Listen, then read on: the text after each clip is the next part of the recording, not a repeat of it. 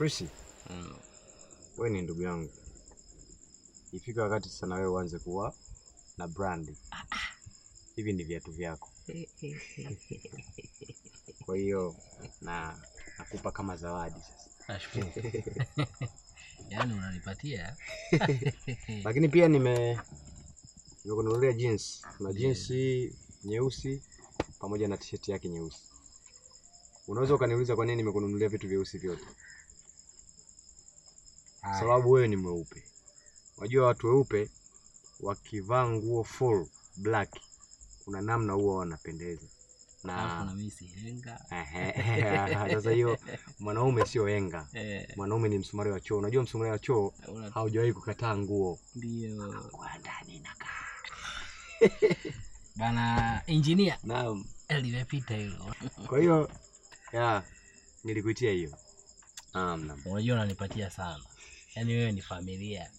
Familia. Niletee zawadi. Mimi nakuletea tu. Mimi kila zawadi utakayoomba mimi nakupa tu.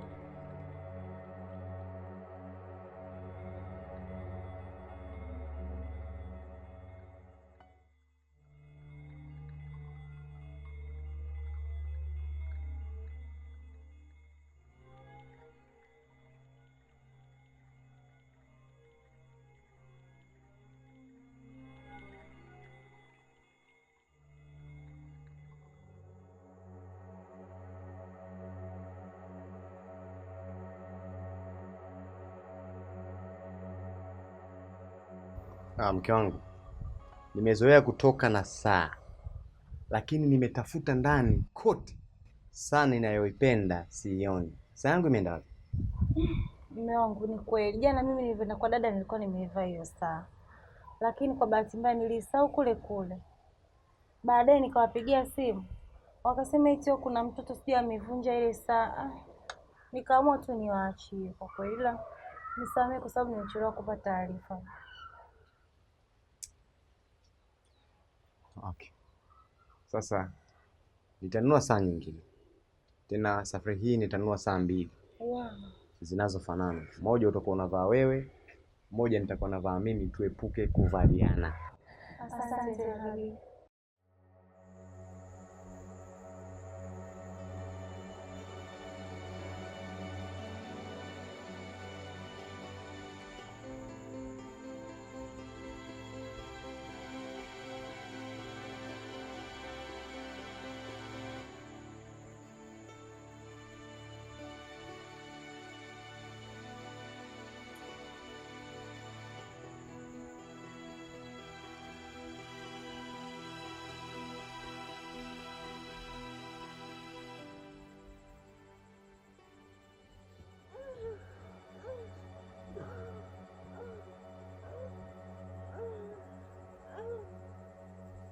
Kwanza ndugu yangu, pole sana.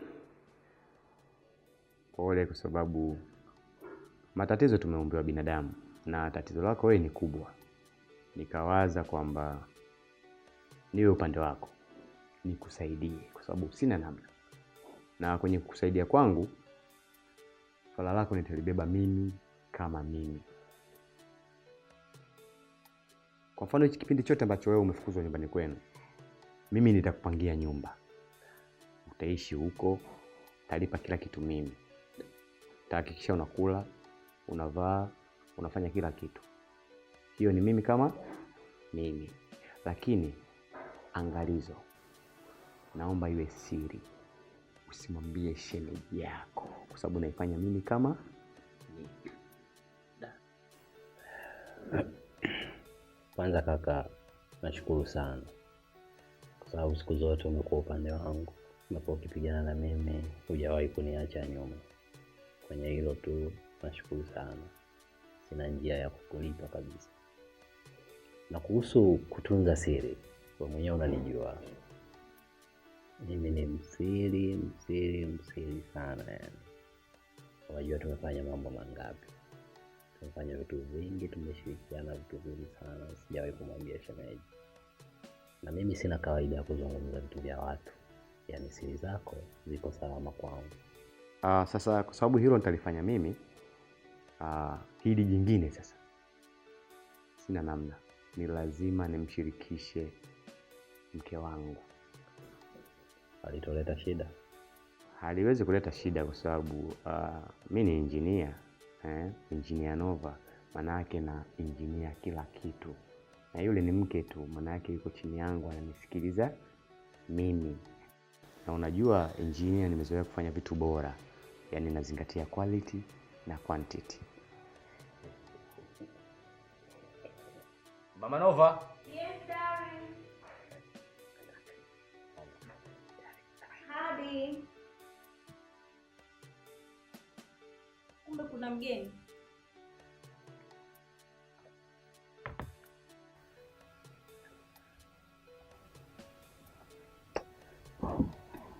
Karibu sana. Asante shemu. Nimefika muda si mrefu. Ndio. Sasa mke wangu, samahani lakini maana imekuwa ghafla sana. Bila shaka mume wako. Ni kuhusiana na swala la Chris. Swala gani tena? Maana tumezungumza mengi kuhusu Chris. Kuhusiana na ile kesi yake ya Sheri. Oh. Nikumbuka.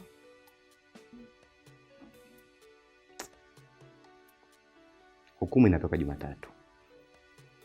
Na kama unavyojua kesi ni kubwa sana hivi. Lakini kumekuwa na option. Kumekuwa na option ya fine. Na fine ni shilingi milioni 6. Umeona? Sasa Nikasema kwa sababu huyu ni ndugu yetu wa kufa na kuzikana, nimefanya naye mambo mengi sana, ni vema tumsaidie. Nikasema kwenye hili lazima tukushirikishe. Nikawaza mke wangu, tuuze kiwanja kimoja, hasa vile ambavyo viko kule bichi, tuuze kwa bei ya hasara. Tupate milioni 6 haraka haraka, tumsaidie Chris. Halafu baada ya Chris kuwa amesaidika sasa, Ilitakiwa nipe muda kidogo nifikirie kuliko kunikurupua hivyo baba.